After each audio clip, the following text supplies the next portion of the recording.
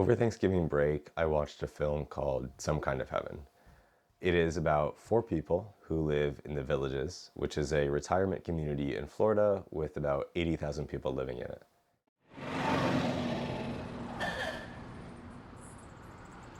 Everything here is just so positive, so I'm lost for words. It has pickleball courts, golf courses, restaurants and housing, and everything you could ever want to spend the rest of your life with. While shooting, the crew followed around 10 people, but only ended up using 4 of their stories because they found that they were the most interesting and the most unique. Over the course of the film, you see development across all of the subjects. The film gets you to realize that life doesn't end at retirement, and the elderly still try to realize their goals.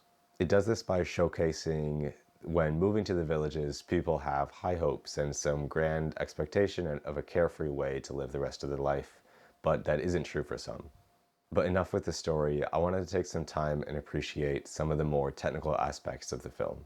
You come here to live. You don't come here to pass away.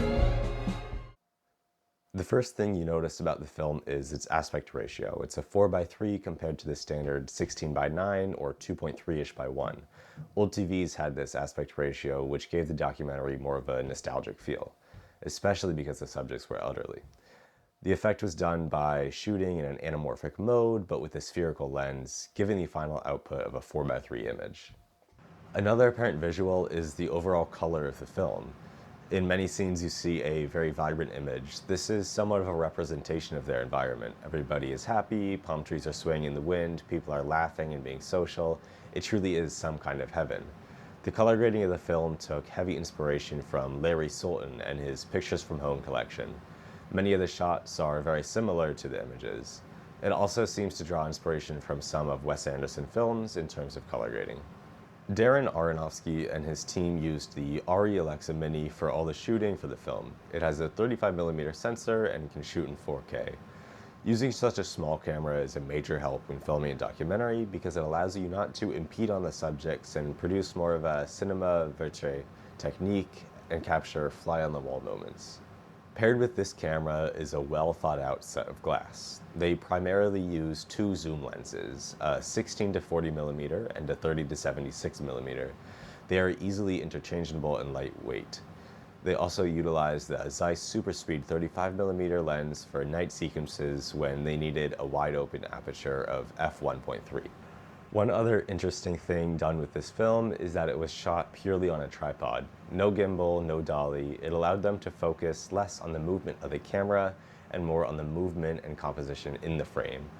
Because of the message of the film, using a tripod and wide-angle lens to show the wide frames gets across this sense of isolation. I'm just saying, for me, it hasn't been the fantasy land that I thought it would be, for reasons that some are true to my own self. Some of you may have no idea what I'm talking about, and to that I completely understand.